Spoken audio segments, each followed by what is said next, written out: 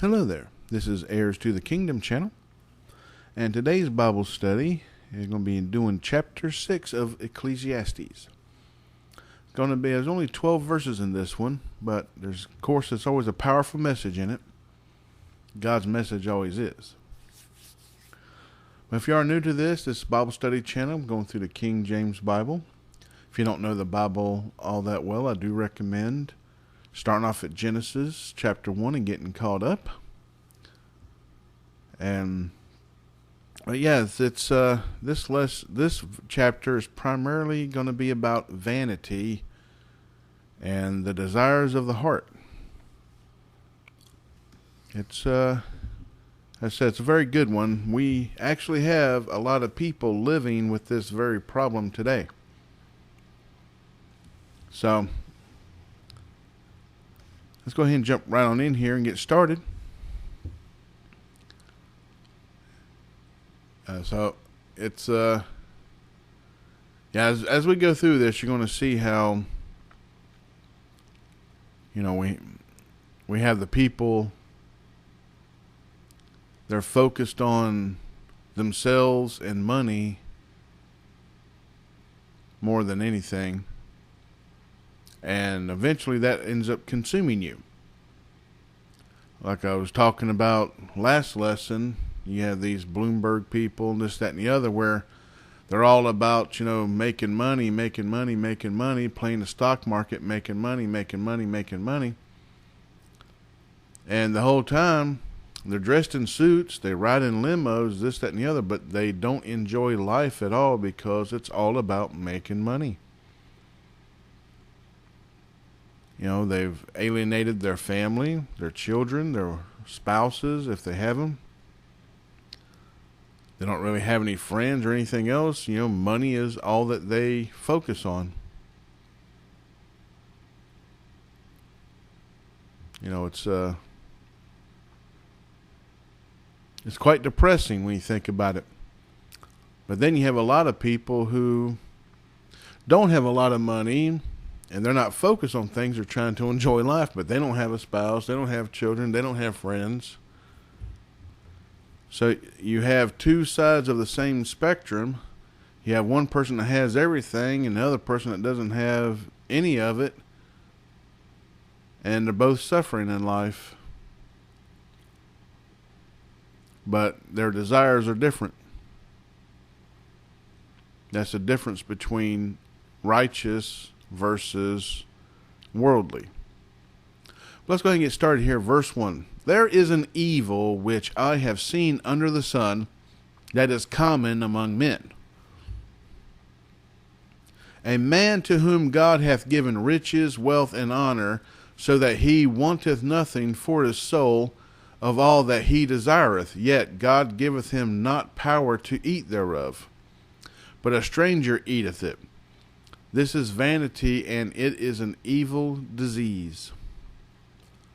So, for some people that desire nothing but money and wealth, God will let them get their heart's desires because they're only building rewards on earth.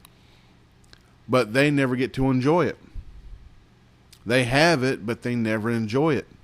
God doesn't let them enjoy that in their heart because God wants them to be consumed with what they desire that is ungodly.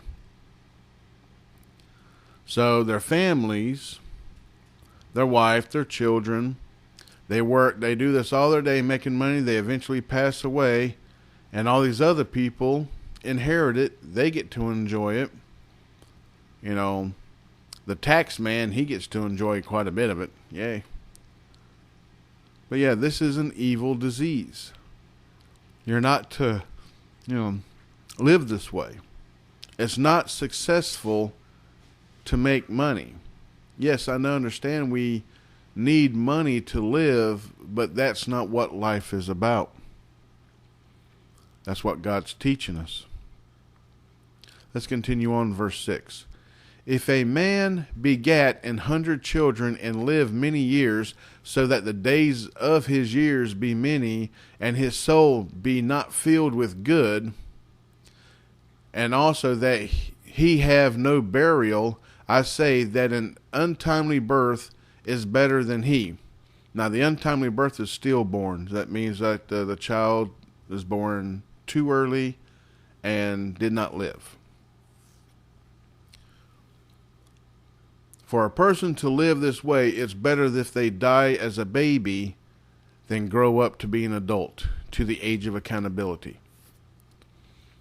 This is why a lot of people sit there and say that actually has a compassionate heart about Hitler when they said, well, if you can go back in time and kill Hitler as a baby, would you? Knowing what he's going to do. And some people say yes, for the simple fact is, at least then he can get into heaven. But then, the person that does the deed is now labeled a murderer and killing of an innocent. So, it's a catch-22 there. But, now one section says his soul be not filled with good. That means he doesn't enjoy what he has. Now, of course, this also falls in with women. Women that have a good man, he's providing, he's doing this, you have a home, you have food, clothing, shelter, you have children, everything else, and it's still not enough for her. It's the exact same thing, whether it be money or not. You have all that you need and then some, and you're still not happy with what you have. That is good. You got a lot of people out there, myself included, I'm not happy in life because I don't have what I need. I mean, I have my basic necessities, but things that make life worth living, I don't have those things. A lot of other people don't as well. And it's because we have a broken society. We done talked about that. I think it was also yesterday. We're talking about how the genders are even divided. That's what they brought in feminism, to divide wives from husbands to the point we don't even marry and have children. Now, I guess they were expecting us to still have children, but not be unified at home. And it's like, no, that's not how it works. So now they're importing labor force because they can't admit that they were wrong and go backwards on what they did. That would be admitting guilt. God knows what they did. The world knows what they did. They just never admit it. But anyways, we're talking about the government there in that sense. But it's in the same category. Man or woman, doesn't matter. If you have all an abundance of stuff in your life, but you're not happy with the good things you've received, and God says, you're an ungrateful. Being an ungrateful is horrible in the eyes of God. So it's different if you don't get a wife, like in my situation and millions of other men all around the world. If you don't get a good wife, you don't get children, you don't get a career that provides nicely and everything else. You're sitting there struggling every day for your whole life. Well, that's very sad in the eyes of God. That's very sad in the eyes of Jesus. That, good people suffering. But it also goes back to these people that just desire so much money for themselves and they don't share it with nothing or no one. They just want to make money and keep it all. This is the reason why you're supposed to share the wealth. It's actually a commandment. God says if you've been blessed, you're to help those who haven't been blessed. But let's continue on verse 4. For he cometh in with vanity and departeth in darkness, and his name shall be covered with darkness. So we know from God's word there saying that if you're one of those people that has all this stuff and you're still not happy with everything else because you're just so full of vanity, that chances of you being a righteous person and getting into heaven, that's what Jesus was saying. Said it's easier to get a camel to pass through the eye of a needle than to get a rich man into heaven. Let's continue on here. Verse 5. Moreover, he hath not seen the Son, nor known anything. This hath more rest than the other. Yea, though he live 1,000 years twice told, yet hath he seen no good. Do not all go to one place? That's the other part was talking about that one place being hell. Let's continue on verse 7. All the labor of man is for his mouth, and yet the appetite is not filled. For what hath the wise more than the fool? What hath the poor that knoweth to walk before the living? Better is the sight of the eyes than the wandering of the desire. This is also vanity and vexation of spirit. So it's talking about, your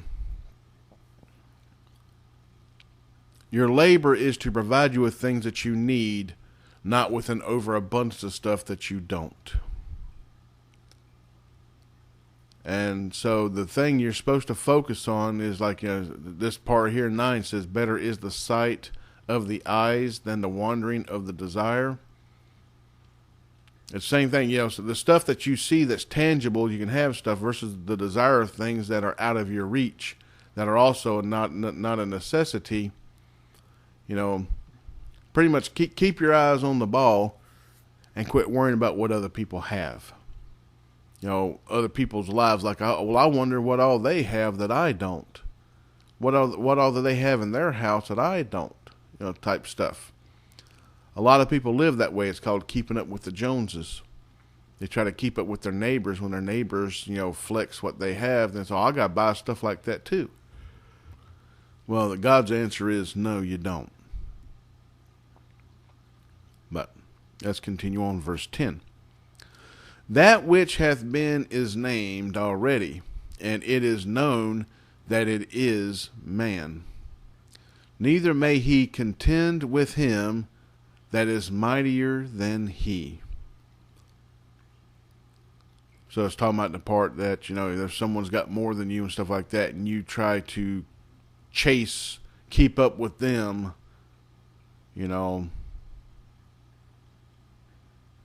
it's, sorry, I was reading that wrong there a little bit. It's, I had to pause that and reread a couple of times. I was okay. Back in verse 10, it says, pretty much that which has been is named already. So that's, things that's already happened, things that have already come to pass. It is known, and that is man. So it's undisputable. Things that you've already done in your past, you can't dispute it. You've done it. This, that, and the other. And you cannot contend with the one mightier than you. You can't contend with God.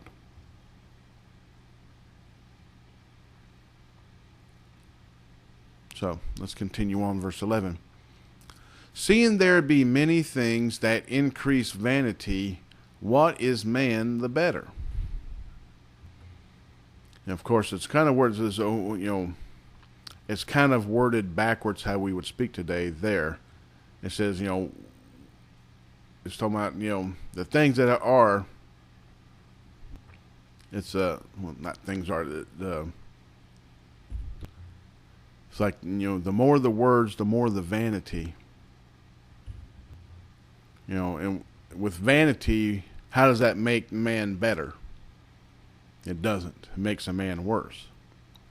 And the last verse here, 12. For who knoweth what is good for man in this life? All the days of his vain life, which he spendeth as a shadow. For who can tell a man what shall be after him under the sun? And of course, we already know who tells us what's better, for us than what, we have vanity for. But like it says, all this stuff's already been under the sun more than once, more than twice, more than 1,000 times. This very problem. It's, well, you get the idea, because a lot of people fall into this. I have fallen for this. Satan has a good way of getting everybody under some vanity. Vanity isn't just about looks. It's about, the other part of the 10 Commandments, coveting. Coveting what someone else has, that's also vanity. Having more than what you need is vanity. I don't know if we covered it that way yet or not, but, But yeah, so it's easier to understand more as long as you always remember that coveting also falls in that vanity category. It's, desiring, stuff you don't need, or having an overabundance of what you already have that you can't use. I talked about it before, how you have these people, they'll go to the food line here when they got a sale, they'll buy up everything and throw half of it away because they just want it all for themselves. I've walked in there one time to get stuff, and I've seen these people come out like, 2, 3, 4 buggies full of the stuff that's on sale, and get back there's nothing left. And it's like, they buy it all up for themselves. It's gotten so bad to the point now, a lot of stores have to say limit 2 per person, stuff like that. So they'll bring in like 4 people and everybody gets 2, but it's all under one, one transaction. Well, I'm getting 2, my wife's getting 2, and all my sons are getting 2, and all my daughters are getting 2 each, and here my cousins, they're getting 2 each. I'm paying for everything, but yeah, that's how they kind of do it still. They cheat, but either or, it's like, And of course, the sad part is most of them are severely obese at the same time, so that's another vanity part. That's gluttony. It's one of the 7 deadly sins. But anyhow, you get the idea of that. So we have to make sure we don't fall into that category. It's like, it's like for me, I can't stand new cars. I have no desire of a new car. What I do desire is an older carbureted vehicle. Things easy to work on at home. Those are my desires, is things of that nature. But I do have a vehicle that works. It works fine as of right now. When it starts going bad, it won't be fixable. It'll cost more to... It'll cost thousands of dollars to keep it. But I'll have to spend it more than likely because I won't be able to afford anything else out there. Like the one thing I learned as a mechanic, it's like whenever you start having timing chain problems in these newer vehicles, things start, if you've been keeping good maintenance and it's got, high mileage and stuff on it, and it starts making timing chain noises, this, that, and the other, you might as well replace the whole motor. Because even if you fix the timing chain problem, your cam bearings are wearing out, your crank bearings are wearing out, your piston rings are wearing out, and you're going to have to overhaul the whole motor anyways. And even then, you still don't get new cylinders. It's better to just go ahead and spend $1,000 buying a whole brand new motor and just doing a motor swap. Because by the time you fix the timing chain the next year, low oil pressure problem, then you're looking at cam problems. You're going to be burning oil if you're not already burning oil. This, that, and the other, blah, blah, blah. You get the idea. Maybe, maybe not. A lot of people don't understand mechanics, but yeah, you just, but old vehicles, you can rebuild those. I mean, literally in a couple of hours. You didn't have to do a whole lot.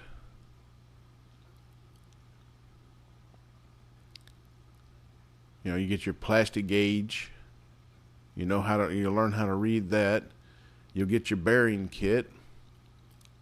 And so when you tear it down, you put back in the bearings that fit it right. And then return the other stuff. A lot of times it comes in a whole kit and you just, throw away the extras, which is kind of wasteful, but that's kind of the way it does it. That'd be for the cam bearings, the crank bearings. If your block doesn't need to be bored and honed, you would just hone it. If it doesn't need to be bored, like if it's still pretty, really circular and not worn out, then you just replace the piston, hone it and replace the piston rings, boom. I mean, literally it's like 3 to 4 hours and you can rebuild the whole motor inside the vehicle. You don't even have to pull it.